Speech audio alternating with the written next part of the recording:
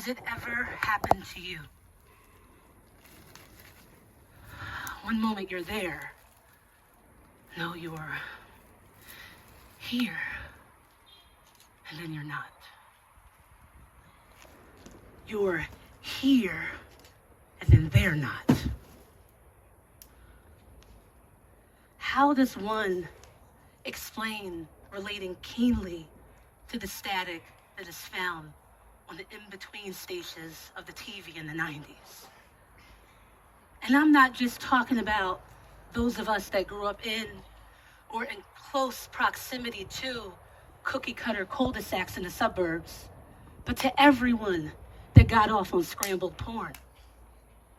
Or at least was rocking out to a song that they heard on FM radio while flipping through the stations. You know, the ones that don't come in piercing, not crystal clear, that static. I relate deeply to that static. And sometimes it's just noise. You know, annoying and sometimes it does come in crystal clear. Sometimes you might hear Puccini or Willie Colon. You might hear songs you never heard of on college radio as you're driving past the cell towers. You may see a boob or a whole doggy style scene that you want to reenact the next time you get lucky. And like I said, it could be the cell towers, or it could be your own magnetism, your own radioactive superpowers, your own energy that keeps it from coming in and out and sometimes help you disappear. And when you're in relation with that space, with that in-between, that coming and going, that fuzziness, that clarity, I call that the glitch. Because when that's your foundation, it's easy to stick out.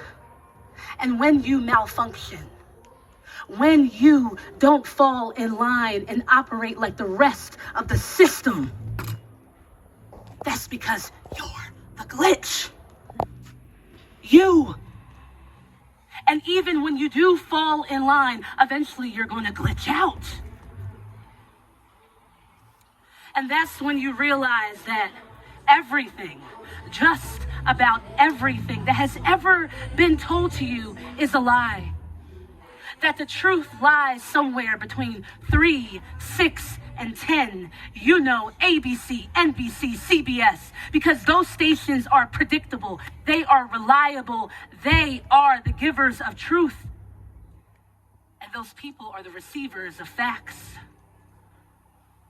And maybe those folks have been poked and pried so much that they couldn't even fathom it coming in crystal clear through the static, that it would alter reality. Alexis Pauline Gumbs said, sometimes the only thing you have to give is what you have to give up. So I stand here holding an onion in front of the TV screen, ready to peel. Layer after layer, one at a time, invoking tears, invoking questions, because the peeling is revealing. And you start to ask the questions like the very adolescent. Why is the sky blue? Who decided there was going to be 24 hours in a day? Who named the sun the sun?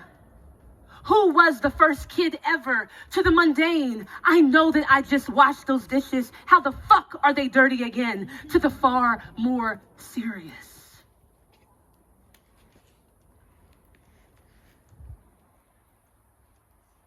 Why do people hate each other so much?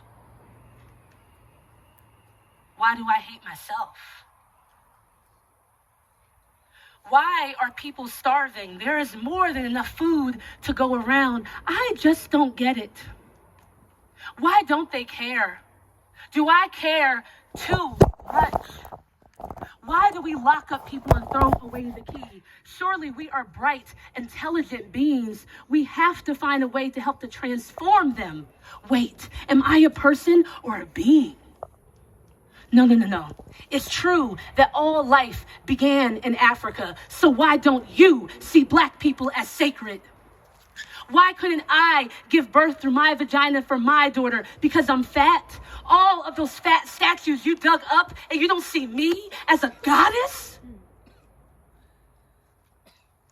So I'm the first fat woman ever to give birth. Nah. Questions. I have so many questions.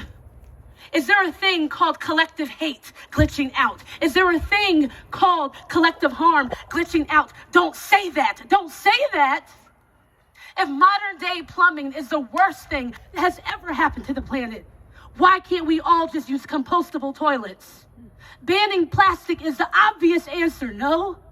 Questions, going mad with all the questions. Mr. Mayor, just one more question. Madam Secretary, can you please answer the question? Mr. President, fuck you. Madam Vice President, I expected more from you. Why should I expect more? Mom, Dad, anyone?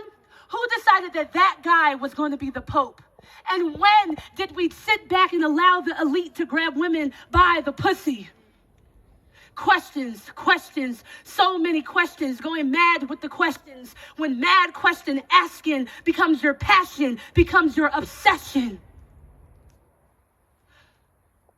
Who decided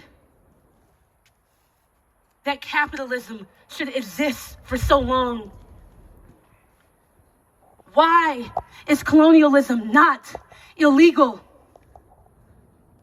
If Einstein were alive, if Marcus Garvey was still here, if I had 10 minutes with Mother Teresa, with Prince, with Malcolm X, with my great grandmother, what did she look like?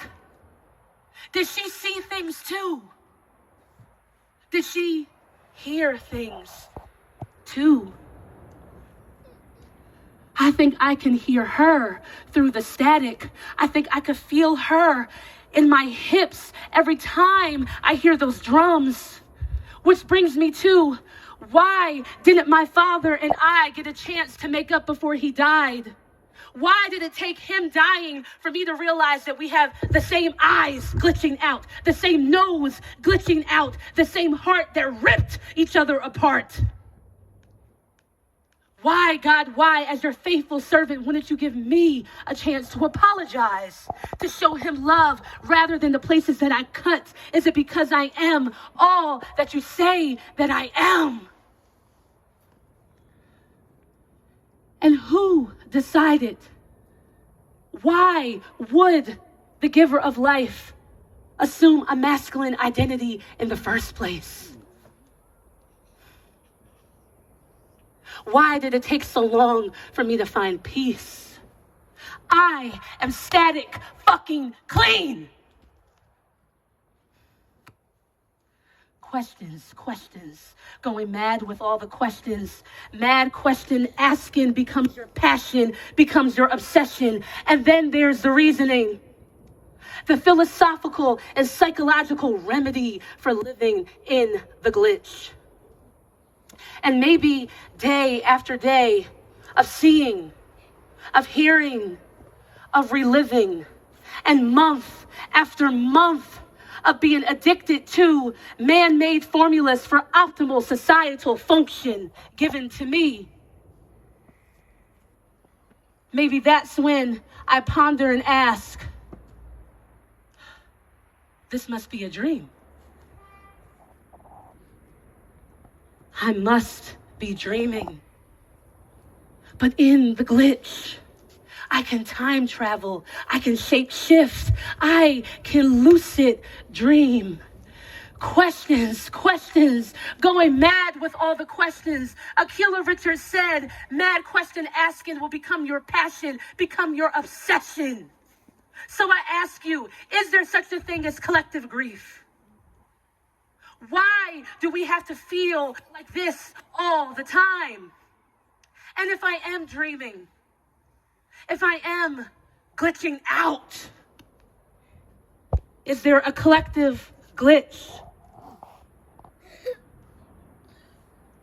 All of us waiting to see, waiting to feel, longing to feel. Connecting through the paradigm of realism, of sanctity, never to be played on 3, 6, or 10.